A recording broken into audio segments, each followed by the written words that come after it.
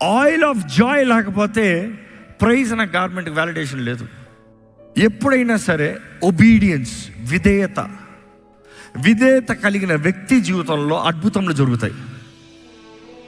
విధేయత కనబరిచిన ఎవరి జీవితంలో అద్భుతములు జరుగుతాయి. విధేయత అంటాం, దేవా నిన్ను నమ్ముతున్నాను, నీకు లోబడుతున్నాను. దేవా నిన్ను నమ్ముతున్నాను, నీ వాకును అంగీకరిస్తున్నాను. చుట్టూన్న పరిస్థితులు కాక నిన్ను నమ్ముతున్నా. చుట్టూన్న మనుషుల మాటలు కాక, మనుషుల అన్న తలంపుల మాటలు, క్రియలు, కార్యాలు ఈ కాక నిన్ను నమ్ముతున్నా, నీకు లోబడతా.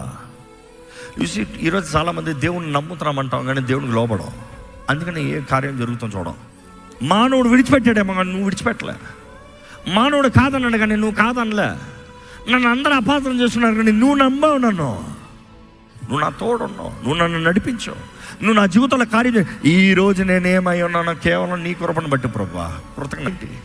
ఏంటి అది నీ స్థితి? ఇంకా అవుట్ అన్నదప్పుడు నేను పైకి లేపింది ఏంటి అది? మనుషులందరూ నేను విరోధంగా లేచి నేను దూరం చేసి నేను నాశనం చేస్తాను చూసినప్పుడు దేవుడు నిలబడ్డా?